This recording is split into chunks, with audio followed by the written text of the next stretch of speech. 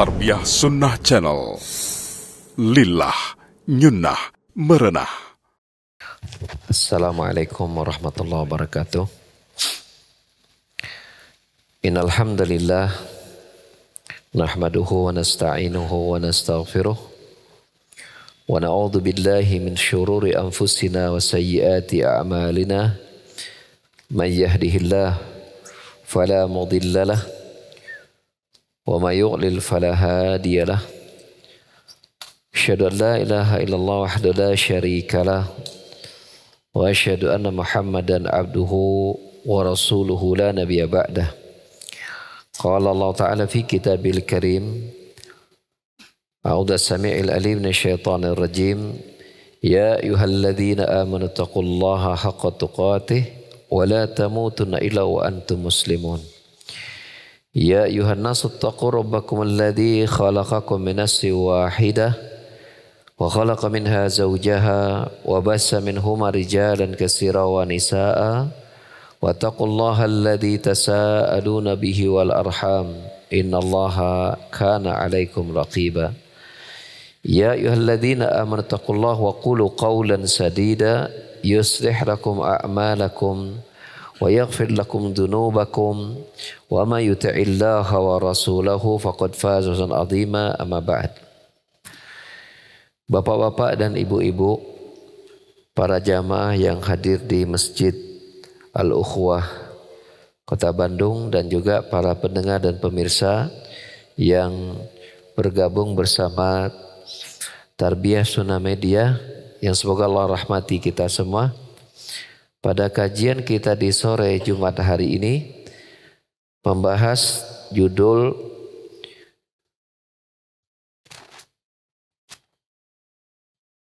doa kebinasaan yang diucapkan oleh malaikat Jibril lalu diaminkan oleh Nabi kita Muhammad sallallahu alaihi wasallam. Lengkapnya ini kita ambil dari hadis yang sahih diriwayatkan oleh Al-Imam Bukhari dalam kitabnya Al-Adabul Mufrad. Haddatsana Abdurrahman bin Syaibah qala akhbarani Abdullah bin Nafi' As-Sani' an Isam bin Zaid wa asna alaihi Ibnu Syaibah khaira an Muhammad bin Al-Munkadir an Jabir bin Abdullah anna Nabiyya sallallahu alaihi wasallam raqa al-minbar falamma raqa ad-darajata al-ula qala amin summa raqa as-saniyah faqala amin summa raqa as-salisa faqala amin faqalu ya Rasulullah sami'nak taqul amin salasa marrat qala lamma raqaitu ad-darajata al-ula ja'ani Jibril sallallahu alaihi wasallam faqal syaqiyyu 'abdin adraka Ramadan fansalakha minhu wa lam yughfar lahu faqultu amin summa qala syaqiyyu 'abdin adraka walidayhi aw ahadahuma falam yudkhilahu al-jannata faqultu amin summa qala syaqiyyu 'abdin dzukirta indahu wa lam yusalli 'alaik faqultu amin. Telah mengisahkan kepada kami Abdurrahman bin Syaibah, ia berkata, telah mengabari kami Abdullah bin Nafi As-Sagh dari Isham bin Zaid dan Ibnu Syaibah memujinya dengan kebaikan dari Muhammad bin Munkadir dari Jabir bin Abdullah bahwasanya Nabi sallallahu alaihi wasallam, sahabat yang meriwayatkan hadis ini yaitu Jabir bin Abdullah, Bahwasanya Nabi SAW menaiki mimbar. Yang mimbar Nabi itu kan tiga sini gitu ya. Jadi tiga ini gitu. Tiga kalau nginjak tuh satu, naik lagi dua, naik lagi tiga. Itu mimbarnya Nabi seperti itu. Ya, jadi kelihatan. Ya, nah, jadi kok mimbar Nabi itu orang Nabi naik, para sahabat bisa melihat Nabi gitu ya. Tiga tingkat. Nah, ketika naik tingkat pertama, beliau mengucapkan amin. Kemudian menaiki tingkat kedua, beliau kembali mengucapkan amin. Naik ke tingkat ketiga, kembali mengucapkan amin. Maka para sahabat bertanya, "Ya Rasulullah, kami mendengarmu mengucapkan amin 3 kali." Maka Nabi pun menjawab, "Tatkala aku naik di tingkat yang pertama, Jibril sallallahu alaihi wasallam datang kepadaku lalu berkata, celakalah seorang hamba." Kalau riwayat-riwayat yang lain menyebutkan Roma anfunriim, yaitu hidung seseorang itu tersungkur ke tanah, menunjukkan hina, ya. Nah, lafaz dalam Bukhari ini dalam Adabul Mufrad menggunakan lafaz syaqiyyu abdin, yaitu celakalah seorang hamba. Adraka Ramadan, dia mendapati bulan Ramadan, fansalakha minhu, lalu Ramadan itu berlalu darinya, walam yughfar lahu, dan namun dosa-dosanya tidak diampuni. Maka aku pun mengucapkan amin. Jadi amin yang pertama ini adalah amin yang Rasulullah ucapkan ketika malaikat Jibril menyampaikan celakalah seseorang ketika Ramadan tiba sampai selesai darinya tapi dosanya tidak diampuni. Diaminkan oleh Nabi. Kemudian ketika beliau naik kepada tingkat yang kedua, beliau mengucapkan amin karena waktu itu Jibril mengatakan syaqiyu abdin, celakalah seorang hamba, adraka walidayhi au ahadahuma, yang dia mendapati kedua orang tua atau salah satu dari kedua orang tuanya. Dalam riwayat yang lain disebutkan indal kibar, ketika orang tuanya sudah tua, sudah sepuh, sudah aki-aki, sudah nini-nini, ya. Namun ternyata ya kedua orang tuanya itu tidak dapat menjadikan dia masuk surga, sebab dia tidak berbakti maksudnya. Maka Nabi mengucapkan amin. Lalu kemudian Nabi naik ke tingkat yang ketiga. Dan Jibril berkata, syaqiyu abdin, celakalah seorang hamba ketika namamu Muhammad disebut di sisinya, tapi dia tidak bersalawat kepadamu. Maka aku pun mengucapkan amin. Ya, jadi ketika seseorang mendengar Nabi Muhammad, dia tidak mengucapkan sallallahu alaihi wasallam. Ya, ini didoakan celaka oleh malaikat Jibril. Ya,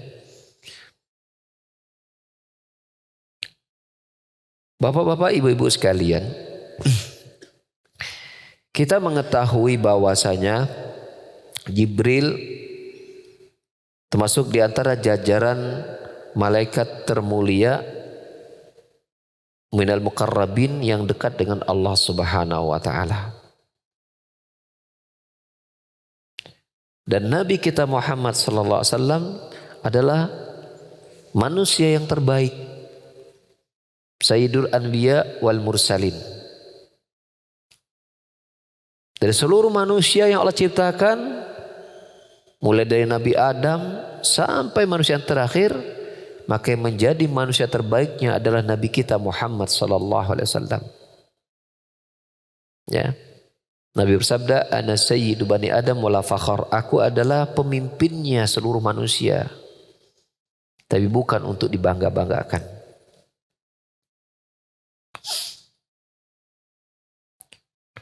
Dua makhluk Allah yang paling mulia, malaikat Jibril dan dari kalangan malaikat, kemudian dari kalangan manusia adalah Nabi kita Muhammad SAW, sama-sama mendoakan. Aminnya Nabi ini artinya sama-sama mendoakan celaka pada 3 golongan manusia. Ya, yang pertama adalah apa? Mereka yang tidak diampunkan dosanya ya di bulan Ramadan. Nanti kita akan urai penjelasan para ulama mengapa kemudian ini mendapatkan kerugian, kecelakaan. Ya. Yang kedua, orang tuanya masih hidup. Ya, apalagi ketika sudah sepuh tapi tidak dia berbakti, padahal ini pahalanya besar, membuat dia tidak masuk surga. Yang ketiga adalah mereka yang bakhil untuk bersalawat kepada Nabi ketika nama Nabi terdengar oleh dirinya. Tentang yang pertama, kerugian orang-orang yang ketika Ramadan tiba dan berlalu kemudian dosanya tidak diampuni, tentu menjadi sebuah hal yang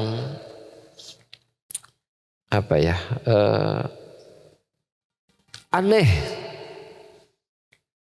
Ya, Ramadan selesai dosanya nggak diampuni, itu aneh gitu. Mengapa?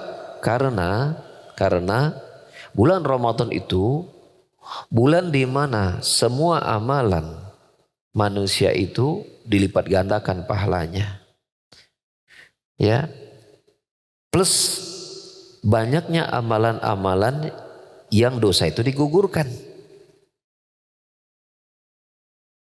Ambil misal tentang puasa itu sendiri bulan Ramadan.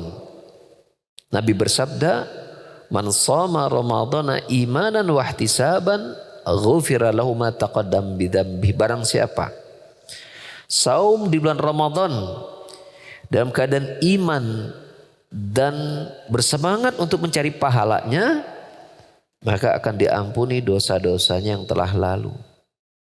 Itu yang pertama, saumnya sendiri dapat menggugurkan dosa. Yang kedua, sholat malamnya. Dalam hal ini mungkin sholat tarawih ya. Nabi bersabda, "Man qama Ramadhana imanan wa ihtisaban, ghufira lahu ma taqaddam bidzambi." Barang siapa yang sholat malam bulan Ramadan dalam keadaan iman dan semangat untuk mencari pahala, maka akan diampuni dosa yang telah lalu.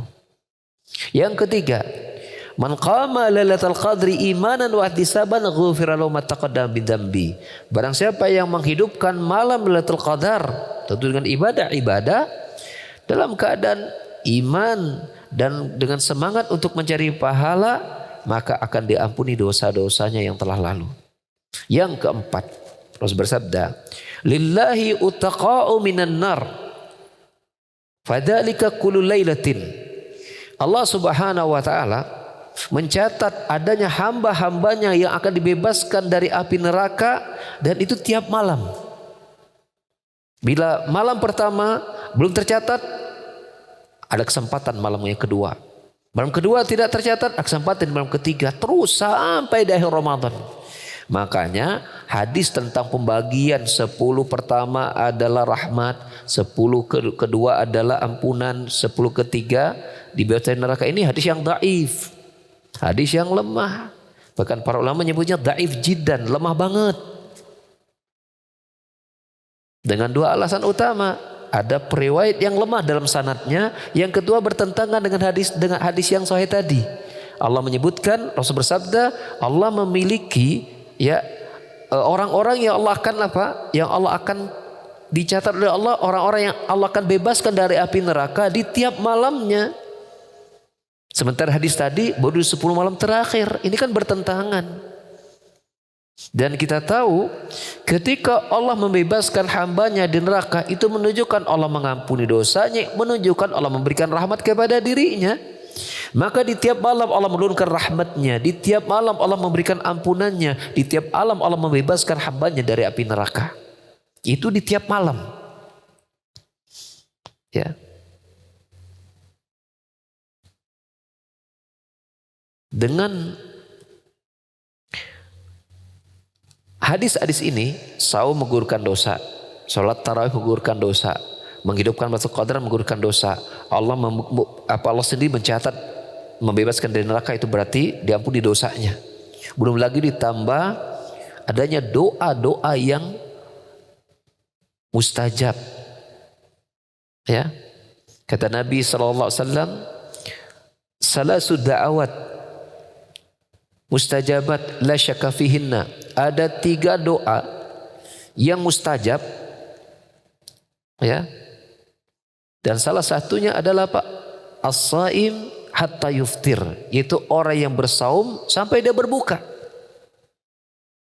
Jadi orang yang berpuasa, selama dia berpuasa mulai dari terbit fajar hingga terbenam matahari, ketika dia berdoa Allah akan kabulkan. Mustajab doa orang yang berpuasa. Ya, makanya hati-hati, jangan sampai kita menyakiti orang yang berpuasa. Kalau dia berdoa itu makbul, mustajab. Ya, termasuk kalau kita mendolimi dia plus doa orang yang didolimi, kan gitu. Da'watul mazlum, ya, ghairu mardud. Doa orang yang didolimi itu tidak tertolak. Sudah didolimi, orangnya lagi berpuasa di bulan Ramadan lagi. Ya, maka bahaya menyakiti kaum muslimin.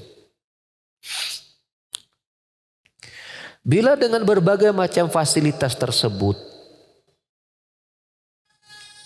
tidak juga kemudian Allah mengampuni dosa seseorang, berarti ada yang salah dari hamba ini dalam menjalankan saum Ramadannya berarti. Contoh misal, dia tidak menegakkan sholat malam misalnya.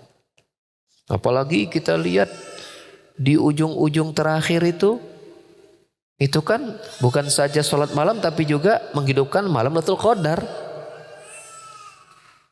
Kita dapati berapa banyak manusia di semakin ujung semakin tidak ke masjid.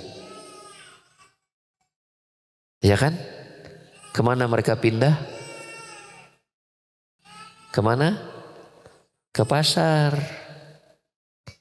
Ya kan? Mungkin ada yang safar, persiapan mudik. Memang mudik itu tradisi orang-orang Asia barangkali ya. Kalau di Arab itu sampaikan ke Lebaran mah biasa aja. Mau di Mekah, mau di Madinah. Jadi nggak ada kita dapati antrian panjang orang-orang Arab lagi mudik ke Taif gitu misalnya dari Madinah atau dari Mekah atau dari Riyadh pulang ke Madinah. Itu nggak ada. Yang ada mah di Asia yang kita kenal Indonesia. Jadi biasa. Mereka itu ramaikan itu ketika memang syariatnya memang menonjol. Itu apa? Ketika musim haji. Wah, itu memang ramai itu mereka itu. Ya, di musim haji itu penuh. Ya, di banyak tempat itu penuh. Ya, kita juga penuh, nggak mau kalah. Ya, alhamdulillah. Tapi kalau mudik itu nggak tradisi orang-orang Arab ya, gitu. Seperti itu. Bukan kita mengatakan kita tidak boleh persiapan Lebaran, bukan. Bukan kita tidak mengatakan tidak bolehnya Anda mudik, bukan. Apalagi yang memang punya jatah pulang setahun sekali, enggak masalah. Tapi mbok ya, jangan sampai itu menjadi konsentrasi utama. Melupakan ya, di 10 hari terakhir itu kan bonus yang paling besarnya itu Lailatul Qadar loh.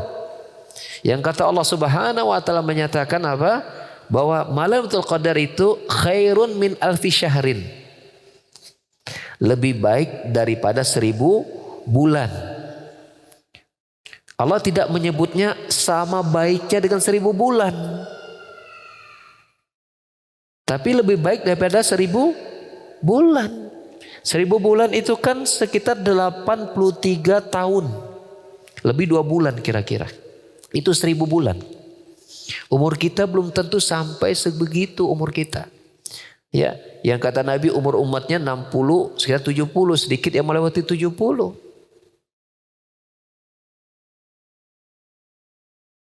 Ya.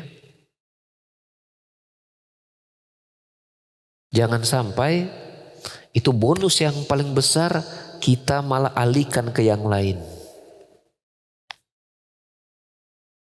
Ya.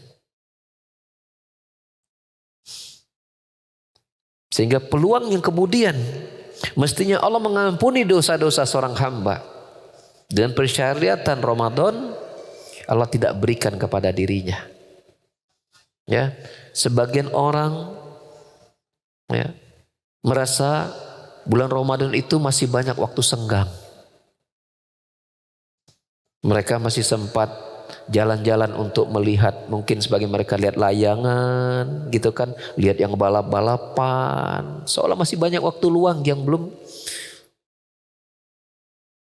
Padahal satu detik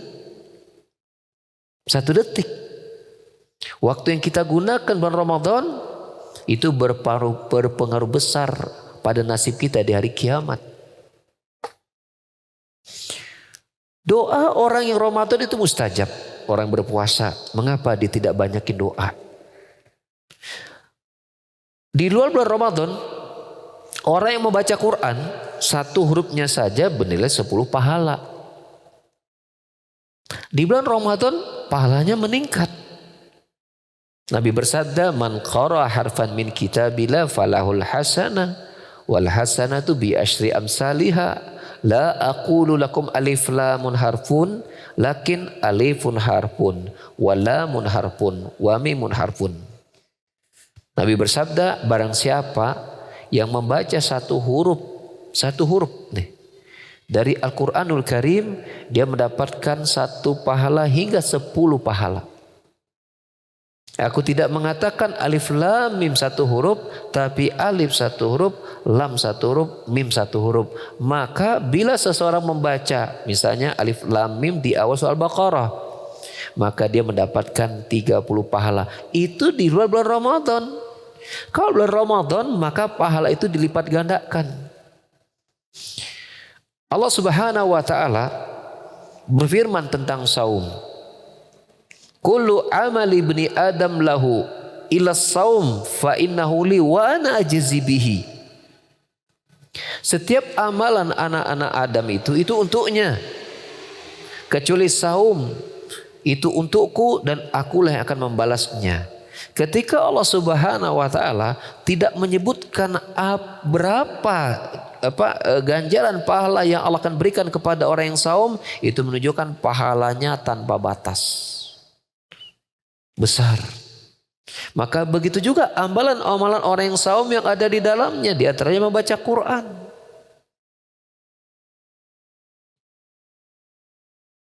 Di antara membaca Quran. Ibnu Abbas radhiyallahu anhu menceritakan tentang kepribadian Nabi sallallahu alaihi wasallam. Ya, diceritakan dalam hadis sahabat Bukhari.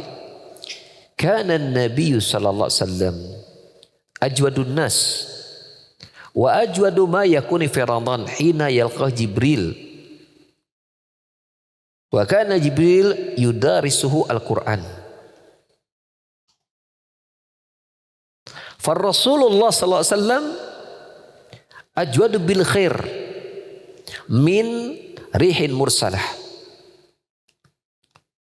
Ibnu Abbas berkata, adalah Nabi itu orang yang paling baik, orang yang paling dermawan, dan semakin baik, semakin dermawan ketika Ramadan tiba tatkala Jibril menemuinya, di mana Jibril membacakan Al-Quran kepadanya.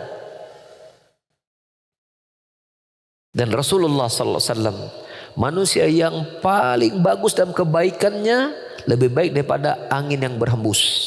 Kita tahu angin berhembus itu cepat, merata, dan jumlah yang besar. Itulah Nabi SAW. Ya. Membacakan Al-Quran bulan Ramadan.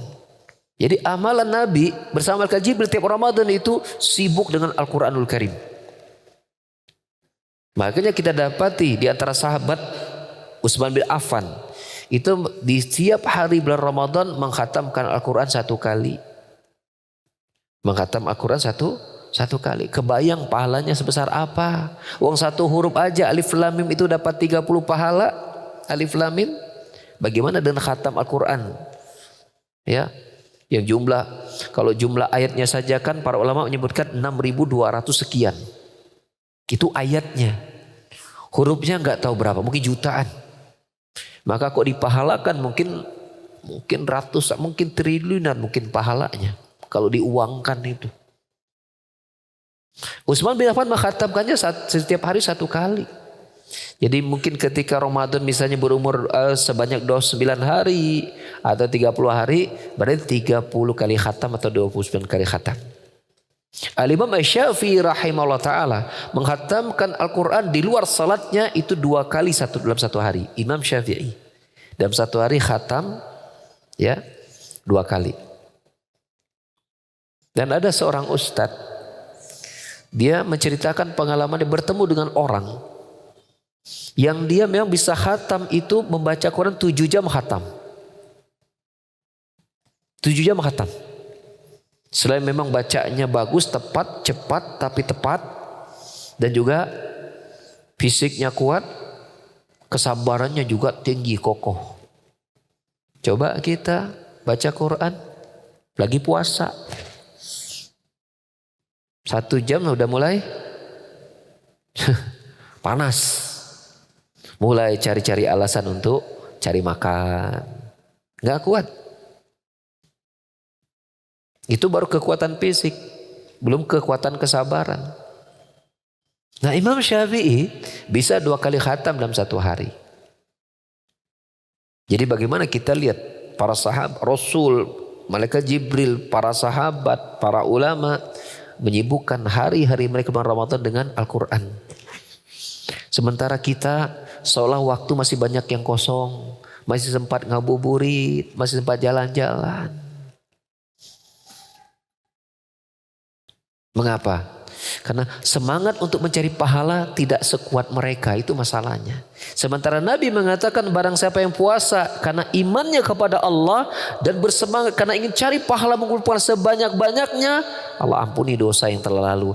Seolah-olah kita ini atau sebagian kaum muslimin ini tidak ingin Allah ampuni dosanya. Makanya pantas Nabi SAW menyebutkan rubbas saimin lam yajid min siyami ilju. Bisa jadi ada orang yang berpuasa tidak ada yang dia dapatkan kecuali hanya lapar doang. Pahalanya enggak. Dia habiskan hari-harinya dengan tidur. Tak baca Quran, tak berzikir. Ya, dia habiskan harinya dengan jalan-jalan. Nanti ketika waktu berbuka dihabiskan waktu-waktunya dengan makan. Berbuka makannya ini tuh. Nanti itu kalau sholat tarawih pulang tarawih makan ini lagi. Nanti begadang lagi tuh ganti lagi menunya. Nanti sahur beda lagi. Hidupnya habis dengan makan. Ramadan dihabiskan dengan makan. Kalau perut sudah kenyang seharian tidur. Seolah-olah dia tidak ingin Allah mengampuni dosanya. Di sana ada lagi orang-orang yang bukan saja Allah tidak mengampuni dosanya, bukan saja Allah tidak memberikan pahala dari puasanya, bahkan Allah menjadikan selesai puasa dia menjadi orang yang mengumpulkan sekian dosa. Nabi SAW bersabda, "Man lam yada' qawla zur wal amala bihi Falaysa lillahi hajatun fi ayyada ta'amahu wa syarabahu." Barang siapa yang tidak meninggalkan ucapan dusta dan pengamalannya, maka Allah tidak butuh dengan dia lapar dan haus. Allah enggak butuh. Artinya lapar hausnya tidak bermanfaat dan berujung dengan Allah mencatat dosa-dosanya. Bukan saja Allah tidak ampuni dosanya, bahkan Allah mencatat dosanya ketika Ramadan selesai. Makanya seorang sahabat bernama Jabir bin Abdullah berkata, "Idza sumta falyasum sam'aka wa basaraka wa lisanaka 'anil kadhib."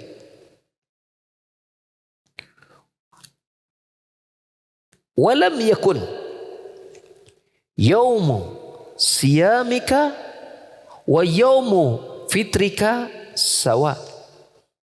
Jika engkau berpuasa, maka puasakan pula telingamu, puasakan pula matamu, penglihatanmu, puasakan pula lisanmu. Janganlah engkau jadikan hari berpuasamu dengan hari-hari biasa, engkau sikapi sama. Ya. Makanya hakikat orang yang berpuasa itu adalah ketika anggota badannya itu melakukan ketaatan dan menjauhi dosa.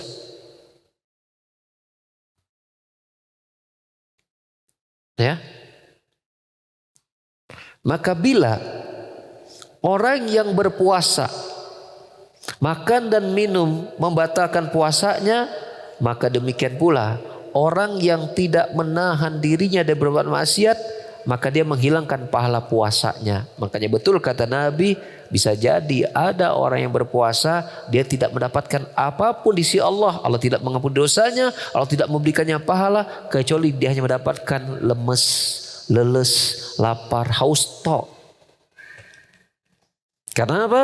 Karena dia tidak menjalankan syarat dari ucapan Nabi Allah mengampuni dosa, apa? Imanan wa ihtisaban.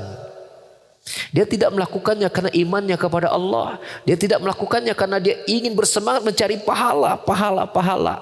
Beda kan? Orang yang mensikapi Ramadan karena aku cari pahala. Dia berpikir, apalagi nih pahala yang harus saya kumpulkan. Saya zikir udah, baca Quran udah, apalagi nih? Oh, silaturahim, apalagi nih? Sedekah. Apalagi nih, hubungi orang tua, bakti sama orang tua, apalagi nih, bantu tetangga, apalagi nih, bantu orang miskin, apalagi nih, bantu orang butuh, terus yang dia pikirkan pahala. Maka karakter orang yang seperti inilah yang akan mendapatkan jaminan Allah mengampuni dosanya, kerakusannya untuk cari pahala. Makanya kita dapati ya, sholat itu dia begitu memberikan perhatian besar.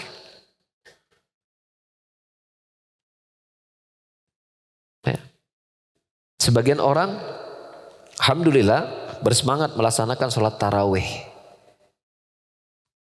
Ya, melaksanakan sholat malam. Tetapi sayang ketika sholat subuhnya dia tidur. Bangun-bangun sudah lewat waktu sholat subuh.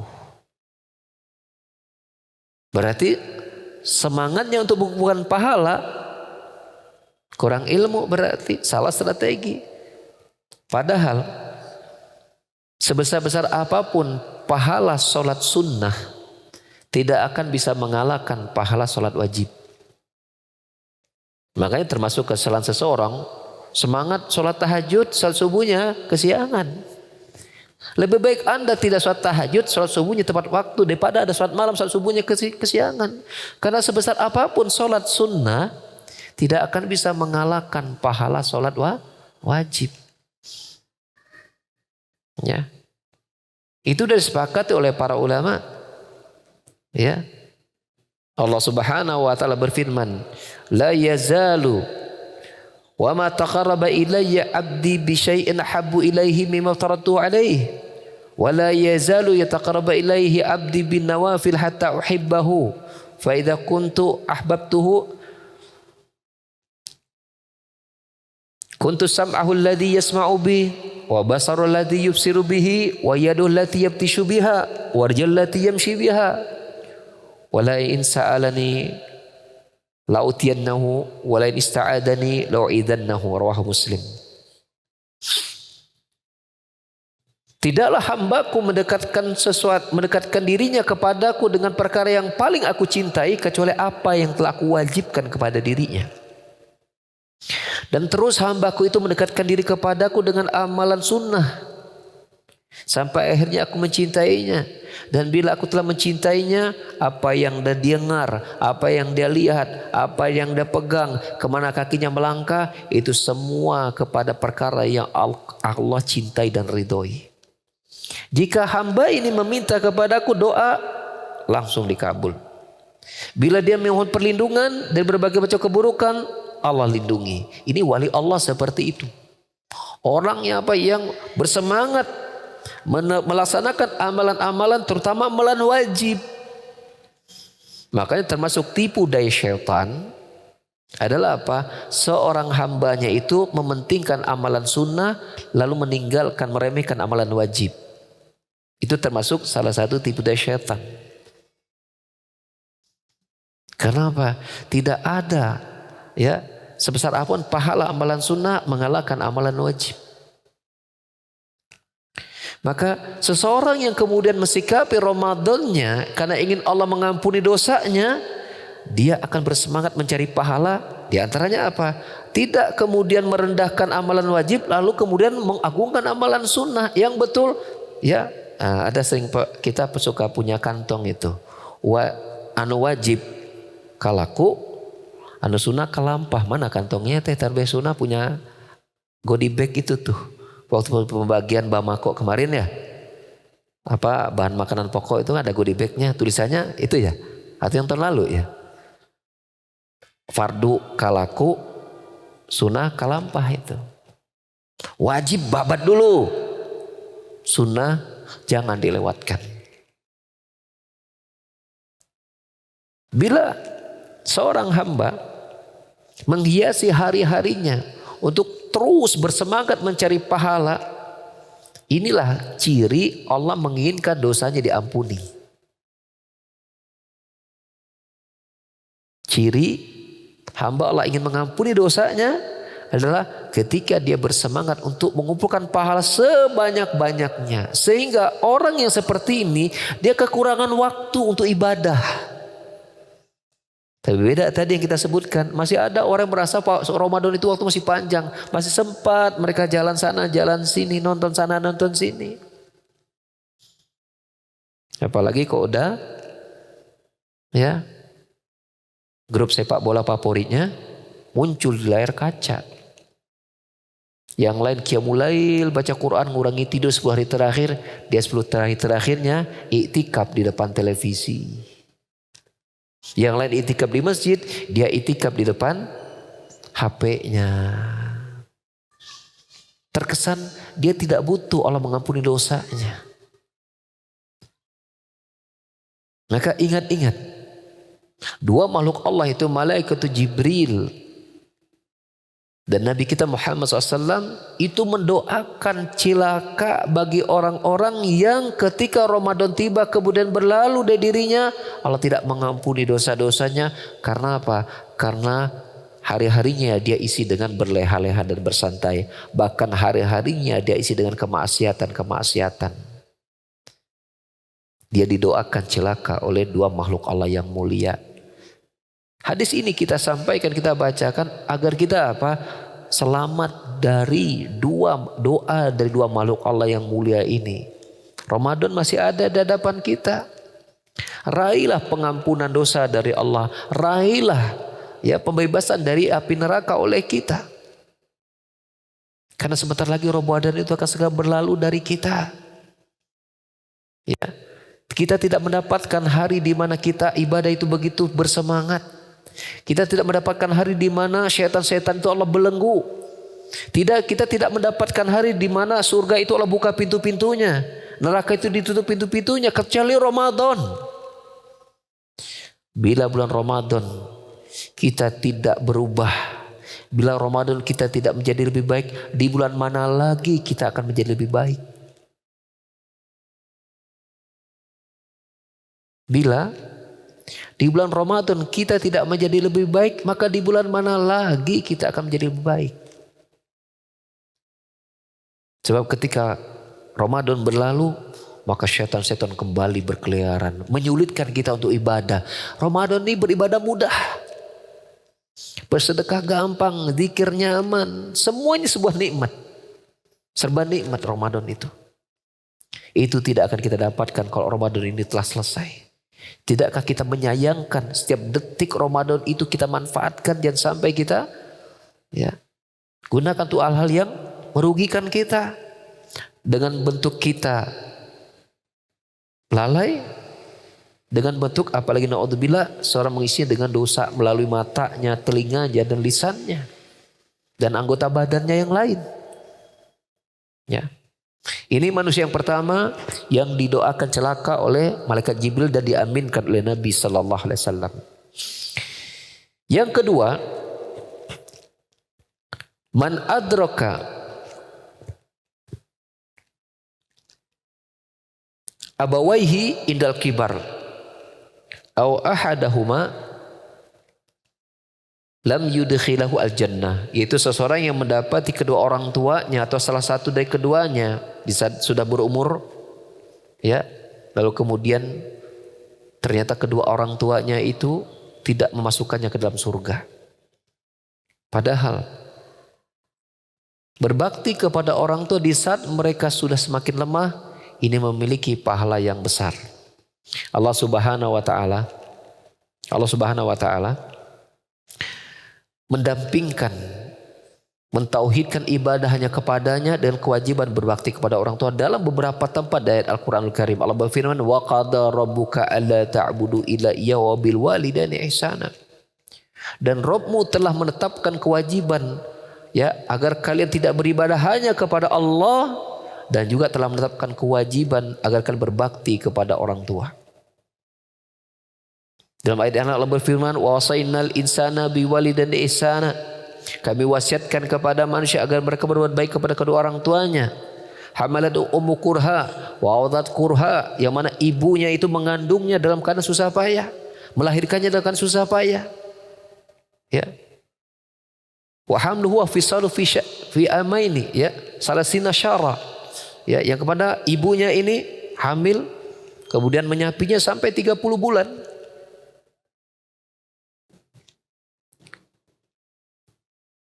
Sehingga ada seorang sahabat yang bertanya kepada Rasulullah sallallahu alaihi wasallam dalam hadis sahih riwayat Muslim, "Ya Rasulullah, man ahakun nasi bi husni suhbati?" Ya Rasulullah, siapa manusia yang memiliki hak paling besar untuk aku pergauli dengan baik?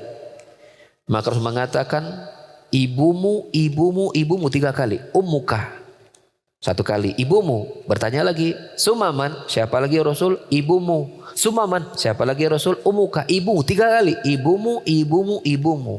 Sumaman, siapa lagi ya Rasul? Summa abuka, baru bapakmu. Bapak itu yang keempat. Para ulama menjelaskan kenapa kemudian ibu memiliki 3 bagian, bapak 1 bagian. Maksudnya adalah bahwasanya ada 3 bagian amalan sang ibu yang tidak mungkin dilakukan oleh sang bapak. Yang pertama, hamil. Kan nggak ada bapak-bapak hamil, ada lagi buncit, ya gitu. Yang kedua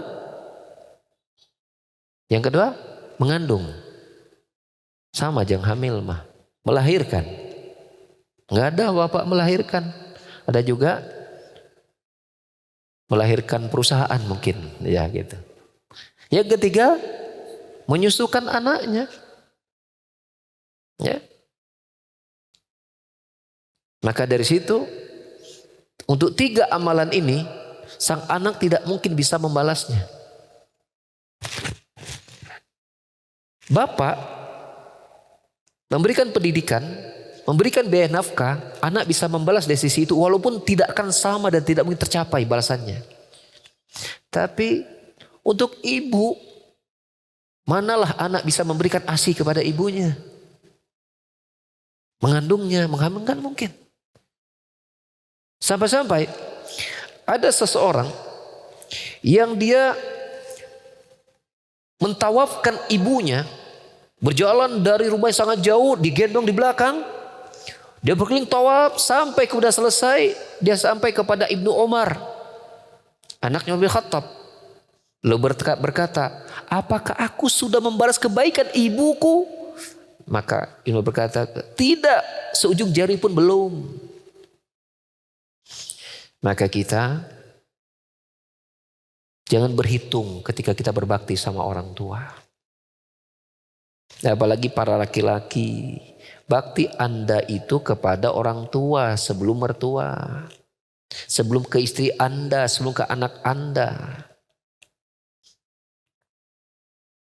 Dalam pengertian bahwasanya jangan sampai Anda tersedot perhatian Anda kepada anak, istri, mertua, lupa orang tua. Sampai lupa orang tua. Karena ada sebagian contoh, tidak semua, tapi ada sebagian contoh. Seorang suami itu dia tidak bisa memberi uang kepada orang tuanya karena semua gajinya dikunci oleh istrinya. Sehingga istrinya mengatur apapun diinginkan. Dia bangunkan rumah untuk orang tuanya, dia berikan adik-adiknya semua hidup yang enak. Giliran orang tuanya susah dikasih uang. Makanya urusan mengendalikan uang itu adalah urusan suami. Saya pernah mendengar ada orang-orang Arab itu bilang laki-laki Indonesia itu bahlul-bahlul. Kenapa? Nyerahkan semua gajinya sama istrinya. Makanya susah kawin lagi katanya begitu. Guyonannya begitu. Iya. Bila semua gajinya diberikan pada istrinya, kapan dia nyisakan untuk orang tuanya? Sehingga kadang-kadang sebagian suami ingin ke orang tuanya itu takut-takut gitu, jangan sampai istrinya tahu. Ini sama sekali bukan sesuai dengan syariat. Yang betul istri dukung suami untuk bakti sama orang tuanya. Yang betul suami didik istrinya agar membantunya berbakti kepada orang tuanya dan tetap berbakti kepada orang tuanya. Itu yang betul. Apalagi kalau orang tuanya sudah apa? Sudah tua. Yang malaikat Jibril dan Nabi Muhammad mendoakan kebinasaan ketika orang tuanya sudah tua. Ternyata si anak tidak bakti, tidak memasukkannya ke dalam surga. Padahal ini adalah apa? Amalan besar. Orang tua itu merupakan apa? Ketika masih hidup, dia 2 pintu surga. Ketika satu yang hidup, dia masih ada 1 pintu surga. Maka bila kita masih punya orang tua lengkap, itu 2 pintu surga yang sediakan di muka bumi. Jangan kita sia-siakan, apalagi bulan Ramadan. Ya, Nabi SAW bersabda, man fatara sa'iman, kana lahu minal ajr, kana lahu min ajrihi, ghaira ayyan qusa min ajri as-sa'im syai'. Barang siapa yang memberi makan berbuka orang yang berpuasa, ya kan? Maka dia mendapatkan pahala seperti pahala orang berpuasa tanpa dikurangi pahala orang yang berpuasa itu sedikit pun. Lalu bagaimana bila yang berbuka itu orang tua kita? Kita sediakan makan berbuka untuk dirinya. Maka pahalanya berlipat-lipat. Maka berstrategilah kita bulan Ramadan untuk mencari pahala yang besar. Kita bukan berarti kita tidak bersemangat untuk menyalurkan donasi untuk orang berbuka yang lain, bukan. Tapi jangan lewatkan. Ada memberi buka puasa yang pahalanya lebih daripada orang lain. Apa? Memberikan makan berbuka kepada kedua orang tua kita. Tidakkah terpikir oleh kita seperti itu? Kita luput kadang-kadang sibuk membantu orang lain. Sibuk memberikan makan berbuka untuk orang lain. Bukan ini pahalanya tidak besar-besar. Tapi kenapa kita lewatkan memberi makan berbuka kepada kedua orang tua kita? Bagi yang jauh, kirimkan uang untuk buka puasa. Kita nggak punya uang 1 juta, 2 juta, 3 juta, 10 juta untuk berbuka puasa. Masa 100.000, 50.000 untuk sekali aja berbuka kita tidak berikan kepada mereka?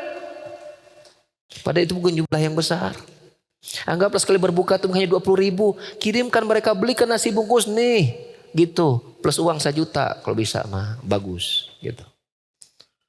Tidakkah itu juga kita coba? Hanya memberikan dia 1 kali berbuka saja. Ini panitia-panitia kajian buka puasa. Ini jangan lupa orang tua. Ya, Anda belikan orang tua Anda 1 bungkus nasi. Ya, dengan lauk pauknya, dengan buahnya segala macam. Sekali saja. Seumur hidup Anda. Barangkali belum pernah Anda lakukan. Lakukan. Ya. Ajak anak istri untuk buka bareng di rumah orang tua kita, di rumah mertua kita, gitu kan, untuk mendapatkan pahala yang lebih.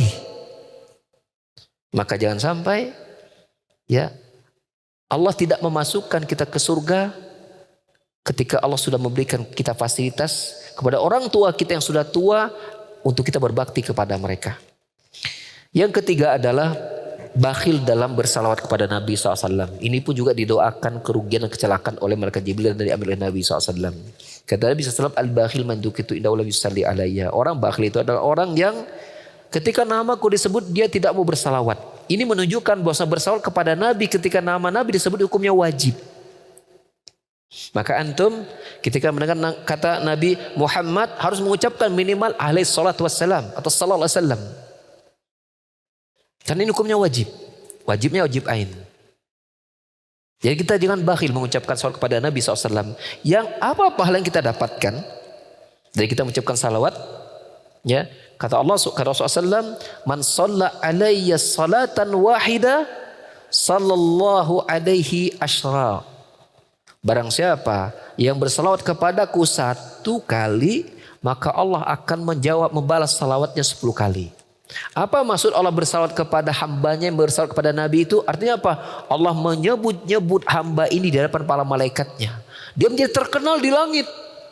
Bila 1 salawat dibalas 10, ya Allah sebut simpulan itu, misalnya yang bersalawat ini namanya Amin misalnya.